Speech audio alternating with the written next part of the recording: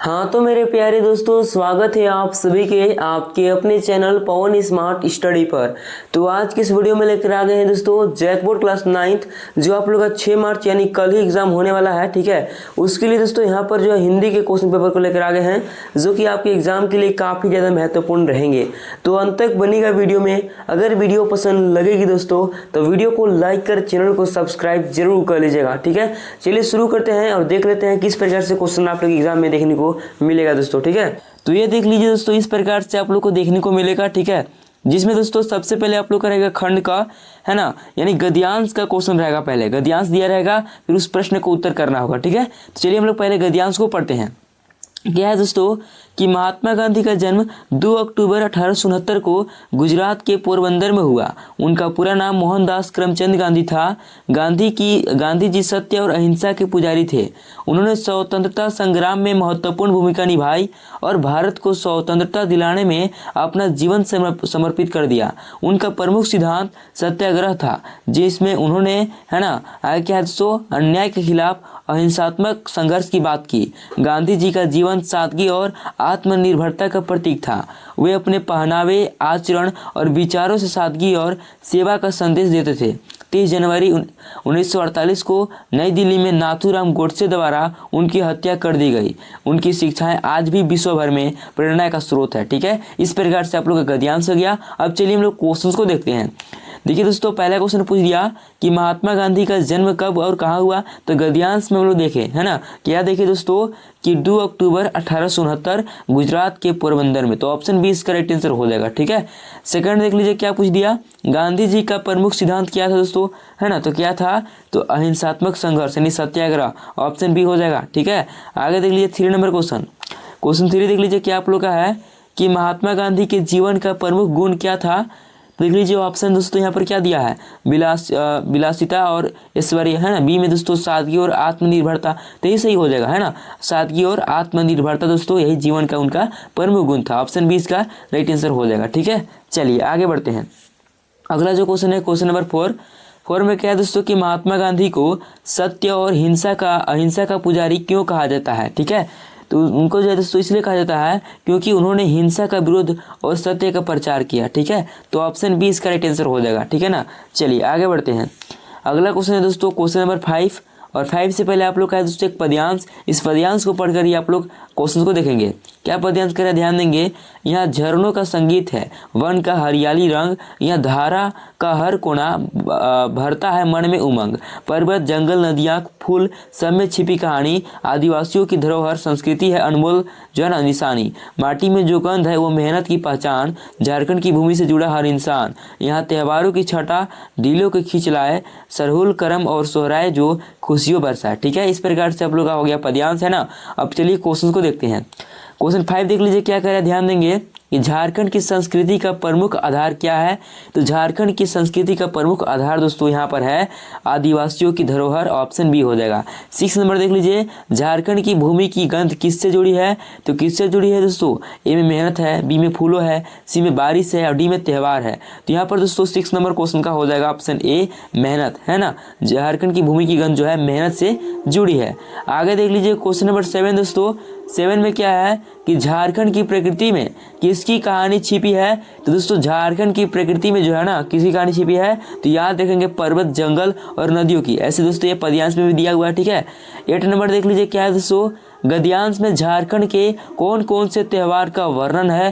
तो दोस्तों यहाँ जो है सरहुल, करम और सोहराय। ऑप्शन सी इसका राइट आंसर हो जाएगा। ठीक है, चलिए आगे बढ़ते हैं। अगला जो क्वेश्चन है दोस्तों, आगे आप लोग का गया खंड ख, यानी कि व्याकरण से क्वेश्चन आ गया दोस्तों, है ना। देख लीजिए क्या क्वेश्चन है कि निम्नलिखित में से कौन सा शब्द पुल्लिंग है। ए में देवी दिया है, बी में बालिका है, सी में छात्रा है, डी में राजा है। तो पुल्लिंग शब्द की बात क्या है। ठीक है, तो दोस्तों यहाँ पर राजा शब्द है ना, ये आप लोग का पुल्लिंग शब्द है। बाकी दोस्तों बालिका आपका स्त्रीलिंग हो गया, है ना। देवी दोस्तों स्त्रीलिंग हो गया। छात्रा यानी कि दोस्तों छात्रा नहीं छात्रा है, तो दोस्तों ये भी आप लोग का स्त्रीलिंग हो गया। लेकिन पुल्लिंग की बात किया है तो राजा हो जाएगा, ऑप्शन डी, है ना। आगे देखते हैं 10 नंबर क्वेश्चन। क्या है कि सूर्यास्त में अस्त के पहले जोड़ा गया सूर्य क्या है। दोस्तों हो जाएगा ऑप्शन नंबर बी मूल शब्द है। ठीक है ना। आगे देख लेते हैं क्वेश्चन नंबर 11 में क्या है कि निम्नलिखित में से कौन सा शब्द उपसर्ग से बना है। उपसर्ग से बना है दोस्तों, है ना। देख लीजिए ए में दिया है पुनर्जन्म, बी में है मिठास, सी में विद्यालय और डी में है कर्म। तो यहाँ पर दोस्तों आप लोग का 11 नंबर जो क्वेश्चन है ये हो जाएगा दोस्तों पुनर्जन्म, ऑप्शन ए हो जाएगा। ठीक है, आगे देख लीजिए दोस्तों 12 नंबर क्वेश्चन क्या है कि उन्नति का विलोम क्या है। तो उन्नति का हो जाएगा दोस्तों आप लोग का अवनति, ऑप्शन सी इसका राइट आंसर हो जाएगा। ठीक है, 13 नंबर क्वेश्चन देख लीजिए क्या है, पृथ्वी का पर्यायवाची शब्द क्या है। तो पृथ्वी का पर्यायवाची शब्द दोस्तों धरती हो जाएगा, है ना।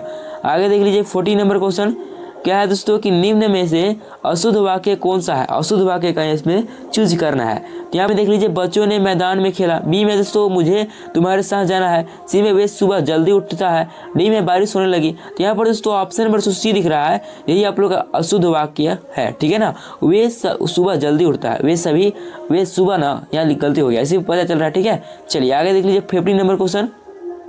15 में क्या है कि निम्नलिखित में से किस शब्द की वर्तनी शुद्ध है। वर्तनी शुद्ध बोल दिया। ठीक है, तो यहाँ पर दोस्तों आप लोग हो जाएगा समर्पण, समर्पण। ठीक है, 16 देख लीजिए नाटक काटना मुहावरे का सही अर्थ क्या है दोस्तों। यहाँ पर हो जाएगा आप लोग का क्या हो जाएगा, नाक काटना, है ना। तो सामान खोना दोस्तों, ऑप्शन नंबर ए हो जाएगा यहाँ पर करेक्ट आंसर। 17 देख लीजिए पढ़ाई करना जरूरी है, इस वाक्य में क्रिया शब्द कौन सा है। तो पढ़ाई करना, है ना।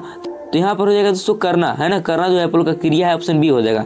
आगे देख लीजिए 18 नंबर क्वेश्चन क्या है दोस्तों कि वह धीरे धीरे चलता है, इस वाक्य में क्रिया विशेषण को शब्द कौन सा है। तो धीरे धीरे, है ना। तो ऑप्शन बी इसका राइट आंसर हो जाएगा। ठीक है, चलिए आगे बढ़ते हैं दोस्तों। 19 नंबर देख लीजिए वह स्कूल जाता है और किताबें पढ़ता है, वाक्य का प्रकार बताइए। और लगे दोस्तों याद रखेंगे संयुक्त वाक्य का उदाहरण है, ऑप्शन सी हो जाएगा। ठीक है, 20 में क्या है दोस्तों कि दांत खट्टे करना का अर्थ क्या है। तो दांत खट्टे करना का अर्थ दोस्तों पराजित करना दोस्तों, ऑप्शन सी हो जाएगा। ठीक है, चलिए आगे बढ़ते हैं। आगे जो है दोस्तों को आगे आप लोग का क्या खंड ग है ना, जिसमें गद्यांश है, इस गद्यांश को पढ़कर आप लोगों को सही विकल्प का चयन करना है। तो गद्यांश देख लीजिए क्या है दोस्तों, धीरे धीरे सब कुछ बदल रहा है, एक नई जीवन शैली अपना वर्चस्व स्थापित कर रही है, उसके साथ आ रहा है एक नया जीवन दर्शन, उपभोक्तावाद का दर्शन, उत्पादन बढ़ाने पर जोर है ना चारों ओर। यह उत्पादन आपके लिए, आपके भोग के लिए है, आपके सुख के लिए है, सुख की व्याख्या बदल गई है। उपभोग भोगी सुख है, एक सूक्ष्म बदलाव आया है नई स्थिति में। उत्पाद तो आपके लिए है, पर आप यह भूल जाते हैं कि आने जाने अनजाने में जो ना आज के माहौल में आपका चरित्र भी बदल रहा है और आप उत्पाद को समर्पित होते जा रहे हैं। ठीक है, इस प्रकार से आप लोगों का गद्यांश हो गया। अब क्वेश्चन को देखते हैं। क्वेश्चन क्या कह रहा है, ध्यान देंगे दोस्तों 21 नंबर कि प्रस्तुत गद्यांश किस पाठ से लिया गया है। तो ऑप्शन देख लीजिए दोस्तों, ये आप लोग का ऑप्शन ए हो जाएगा, उपभोक्तावाद की संस्कृति, है ना। चलिए आगे बढ़ते हैं। 22 नंबर क्वेश्चन क्या है दोस्तों कि धीरे धीरे सब कुछ बदल रहा है, इस वाक्य में धीरे धीरे क्या है। तो दोस्तों हम लोग ऊपर ही देखें, क्रिया विशेषण है दोस्तों, ऑप्शन सी इसका राइट आंसर हो जाएगा। ठीक है, आगे देखते हैं 23 नंबर क्वेश्चन क्या है कि गद्यांश के अनुसार वर्तमान जीवन शैली किस पर आधारित है ना। तो किस पर आधारित है दोस्तों, तो उपभोक्तावाद, ऑप्शन बी इसका राइट आंसर हो जाएगा, है ना। आगे देख लीजिए 24 नंबर क्वेश्चन क्या है कि गद्यांश में उत्पादन बढ़ाने पर जोर क्यों दिया जा रहा है दोस्तों। यहाँ पर जो आप लोग का हो जाएगा लोगों के उपभोग और सुख के लिए, ऑप्शन बी हो जाएगा। ठीक है, आगे बढ़ते हैं 25 नंबर क्वेश्चन क्या है, ध्यान देंगे दोस्तों कि गधे का छोटा भाई किससे कहा गया है। तो ऑप्शन देख लीजिए, ए में घोड़ा, बी में गधा, सी में शेर और डी में बैल। तो बैल को जो है सो गधे का छोटा भाई कहा गया है, ऑप्शन डी हो जाएगा। 26 देख लीजिए क्या है ना, लहसा की ओर पाठ हिंदी जो है ना गधे की कौन सी विद्या है। तो ए में देख लीजिए कहानी है, बी में संस्मरण है, सी में यात्रा वृत्तांत है और डी में निबंध है। तो दोस्तों ये जो आप लोग का यात्रा वृत्तांत हो जाएगा, ऑप्शन सी इसका राइट आंसर हो जाएगा। ठीक है, चलिए आगे बढ़ते हैं 27 दोस्तों। 27 में क्या है, ध्यान दीजिएगा आप लोग। ठीक है, कि महादेवी वर्मा का जन्म किस शहर में हुआ था, है ना। तो याद रखेंगे दोस्तों फर्रुखाबाद दोस्तों, ऑप्शन ए हो जाएगा। ठीक है, आगे देख लीजिए 28 नंबर क्वेश्चन। 28 में क्या है दोस्तों कि हरिशंकर प्रसाद जी ने कौन सी पत्रिका निकाली। तो ए में देख लीजिए हंस दिया है, बी में जागरण, सी में मर्यादा और डी में वसुधा। तो यहाँ पर दोस्तों वसुधा पत्र निकाली, ऑप्शन डी हो जाएगा। ठीक है, चलिए आगे बढ़ते हैं 29 नंबर क्वेश्चन। 29 में क्या है, ध्यान दीजिएगा, बच्चे काम पर जा रहे हैं, कविता के कवि का नाम क्या है। तो दोस्तों राजेश जोशी नाम है, ऑप्शन सी इसका राइट आंसर हो जाएगा। ठीक है, आगे देख लीजिए 30 नंबर क्वेश्चन, मृत्यु का तरल दूध किसे कहा गया है। तो दोस्तों मृत्यु का तरल दूध जो है बाढ़ के पानी को कहा गया है, ऑप्शन ए हो जाएगा इसका राइट आंसर। ठीक है, आगे देखते हैं 31 नंबर क्वेश्चन क्या है दोस्तों कि रीढ़ की हड्डी एकांकी का प्रमुख पात्र कौन है। तो दोस्तों यहाँ जो आप लोग का हो जाएगा उमा हो जाएगा, ऑप्शन ए हो जाएगा राइट आंसर। ठीक है, आगे देख लेते हैं दोस्तों 32 नंबर क्वेश्चन क्या है कि मेरे संग की औरतें पाठ की लेखिका कौन है, ठीक है, जो आपका मेरे संग की औरतें है उसके पाठ की लेखिका कौन है दोस्तों, तो ये हो जाएगा आप लोग का दोस्तों मृदुला गर्ग, है ना। ऑप्शन डी इसका राइट आंसर हो जाएगा। चलिए आगे बढ़ते हैं। आगे आप लोग का है दोस्तों पद्यांश। इस पद्यांश को पढ़ेंगे।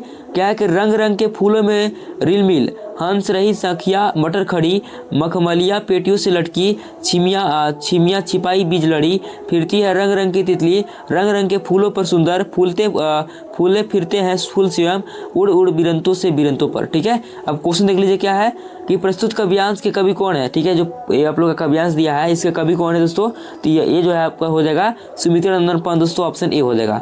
34 नंबर देख लीजिए क्या आप लोग है दोस्तों, ध्यान देंगे, है ना, कि इस काव्यांश में रंग रंग के फूलों से कवि का जो है ना क्या व्यक्त करना चाहता है दोस्तों, प्रकृति की विविधता, ऑप्शन ए हो जाएगा। ठीक है, चलिए आगे बढ़ते हैं। 35 नंबर क्वेश्चन देख लीजिए क्या आप लोग का है, छिमिया छिपाई बीज लड़ी, पंक्ति का क्या तात्पर्य है, तो इस पंक्ति का तात्पर्य दोस्तों मटर की फलियों में छिपे बीज, है ना। 36 देख लीजिए क्या है दोस्तों, प्रस्तुत काव्यांश किस कविता से लिया गया है, दोस्तों ये जो है आप लोग का हो जाएगा ग्राम श्री जो है दोस्तों उससे लिया गया, ऑप्शन ए हो जाएगा। ठीक है, इस प्रकार से हो गया। अब आप लोग का देख लीजिए अगला क्वेश्चन 37, क्या दोस्तों कि कबीरदास के अनुसार ईश्वर कहाँ रहते हैं। ठीक है, कबीरदास के अनुसार जो है ईश्वर कहाँ रहते हैं, तो प्रत्येक प्राणी के हृदय में, ऑप्शन ए हो जाएगा। ठीक है, चलिए आगे बढ़ते हैं।